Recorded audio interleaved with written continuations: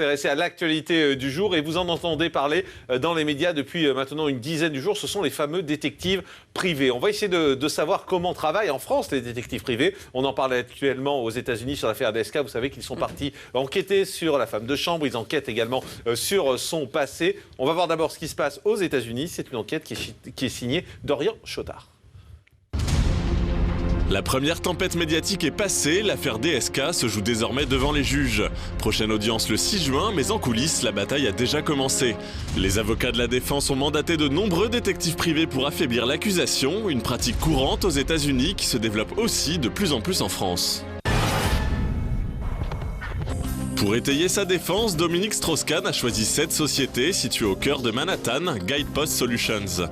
Les détectives vont chercher à mettre en doute les preuves matérielles, à recueillir un maximum de témoignages, mais surtout à enquêter en détail sur la victime présumée de cette affaire. Le but, c'est d'avoir des informations et de dire au procureur, vous pensiez que votre cas était solide, eh bien, il ne l'est pas.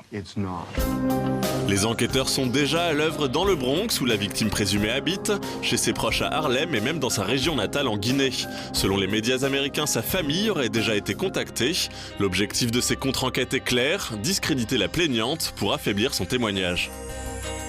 Oui ou non battez-vous vos enfants? Oui ou non avez-vous volé un pain? Oui ou non avez-vous trompé votre mari? Etc., etc. Ce qu'elle pourrait avoir fait. Ce que vous essayez de montrer, c'est qu'elle peut mentir et qu'elle l'a déjà fait dans le passé. Et qu'elle le fait dans cette affaire. Et qu'elle a intérêt à le faire.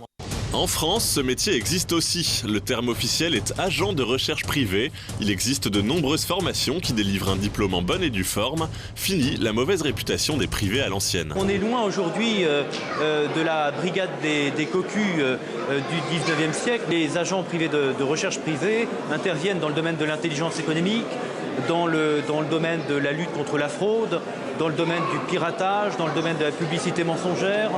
Au programme de ces écoles et universités, des exercices pratiques, comme ici la traditionnelle filature, mais aussi des enseignements théoriques, car la profession est de plus en plus réglementée.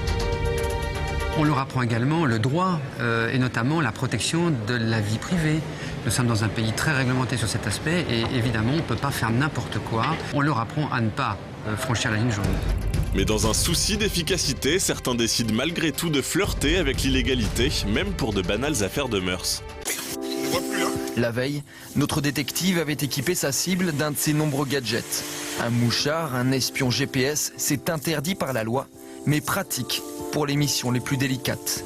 Certains gadgets utilisés par ces professionnels sont dignes d'un James Bond, mini-caméra, micro haute technologie, des objets presque impossibles à détecter.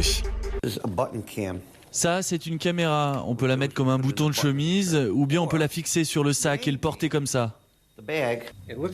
On dirait une clé.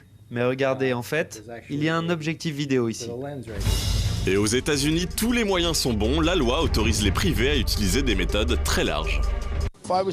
Dans l'État de New York, j'ai le droit de vous enregistrer sans vous dire que je le fais et je peux utiliser ça comme une preuve. Pour avoir des infos, j'ai déjà fait embaucher des gens dans un cirque avec une couverture d'artiste. On peut tout faire, légalement bien sûr, légalement. Tous ces moyens, humains et techniques, ont un coût entre 150 et 700 $ de l'heure par enquêteur. Pour de grosses affaires, il n'est pas rare de faire travailler plusieurs dizaines de personnes à plein temps. Au final, la facture de DSK pourrait dépasser le $1 million. Voilà, avec nous pour en parler, Roger-Marc Moreau. Bonsoir. Bonsoir. Merci d'être avec nous. Vous êtes détective privé en France. D'abord, est-ce qu'en France, ça se passe comme aux États-Unis, votre travail? Est-ce que vous partez comme ça, quelle que soit la mission, et vous allez fouiller dans la vie des gens? Non, d'abord, il faut que la mission ait un but légal, moral et légitime. Ça, c'est la base de notre travail. Mais nous intervenons effectivement dans le domaine des affaires pénales, c'est-à-dire des procès d'assises et des procès correctionnels. Vos moyens, c'est quoi? Vos moyens, c'est quoi? C'est des caméras cachées? C'est des micros cachés? C'est ça? Non, nous n'avons pas le droit d'apporter des éléments de preuve qui seraient obtenus de manière illégale. Donc écouter quelqu'un, par exemple, c'est illégal en France? C'est parfaitement illégal, on ne peut pas le faire. Pour exercer cette profession, il nous faut un agrément de l'État. Cet agrément n'est délivré qu'à des conditions très strictes d'honorabilité, de moralité. Il faut également, la compétence est également importante. C'est pourquoi il y a des diplômes maintenant universitaires pour pouvoir exercer la profession. Mais quel genre de preuves vous pouvez apporter? Des photos? Alors, des témoignages? Non, moi je travaille surtout dans le domaine pénal. Alors je vais recueillir des auditions avant tout. Je vais recueillir des témoignages. Et on peut faire des reconstitutions, des chronométrages, toutes sortes d'éléments pour essayer de trouver les failles, en quelque sorte, d'un dossier pénal. Donc il faut trouver des éléments probants. Ça se passe un peu comme aux États-Unis quand même, à part qu'on en parle moins chez nous. Mais ça se passe un peu comme... C'est-à-dire que quelqu'un qui est impliqué dans une affaire judiciaire peut faire appel à vous en vous disant, voilà, essayez de trouver des preuves qui montrent que je suis innocent. Ça peut se faire en France. Exactement. Dans une affaire de mœurs, il n'y a pas si longtemps, vous avez tous entendu parler, 6 lycéens étaient accusés d'avoir violé une femme dans un lycée. Ils ont été condamnés en première instance. Ils proclamaient leur innocence. Eh bien, je vais, avec mes collaborateurs, mener une enquête. On va démontrer que cette femme était une affabulatrice. Elle avait déjà accusé à tort d'autres personnes de l'avoir violée dans les mêmes conditions dans un autre lycée 10 ans plus tôt. Et cet homme avait été acquitté. Mais ce qui m'étonne, c'est que tout le monde est en train de dire, oh là, mon Dieu, mais c'est affreux ce qui se passe aux États-Unis, c'est des détectives privés. Vous êtes en train de nous dire que ça se fait en France. Ce n'est pas si affreux que cela, parce que, vous savez, la majorité des Français, je crois, pensent que peut-être Monsieur Dominique Strauss-Kahn peut être innocent. Or, nous avons une enquête qui est menée uniquement à charge, pour l'instant, par les services du procureur. Donc, il est normal que la défense essaye d'étayer la version de la défense. Oui, c'est-à-dire de démontrer peut-être qu'il peut être innocent. Ce qu'on nous explique, c'est quand même, c'est qu'on va aller fouiller dans le passé de cette femme, qu'on va aller voir... Enfin, ça ne fait pas très sain, ce qu'on nous explique. On voit si elle a déjà menti. Oui, c'est un petit peu caricatural. Il faut qu'il trouve des éléments probants qui aient trait à l'affaire. Si, par exemple, il détermine que cette femme a des relations avec les ennemis politiques de M. Strauss-Kahn, ça sera un élément évidemment intéressant. Ouais. Il ne s'agit pas de déterminer si elle a eu des relations avec des hommes. Ça n'a aucun intérêt. Dans une affaire de viol, même une prostituée peut déposer plainte pour viol. Mais comment vous faites par rapport à la police ? Il s'agit d'une affaire de consentement. En fait, vous vous substituez à la police. Non, nous sommes complémentaires. On va simplement vérifier la thèse, par exemple, de la défense. Lorsqu'on travaille pour la défense, quelquefois, on peut travailler pour la partie civile. Mais la plupart du temps, vous le savez, même en France, dans 96% des cas, il n'y a pas de juge d'instruction. Autrement dit, les enquêtes sont menées uniquement par le parquet, c'est-à-dire par l'accusation. Il est donc normal qu'on essaye d'étayer la thèse de la défense. Vous êtes cher ? Bon, écoutez, pour les clients, c'est toujours trop cher. Moi, je dis que ça doit rapporter toujours plus que cela ne coûte.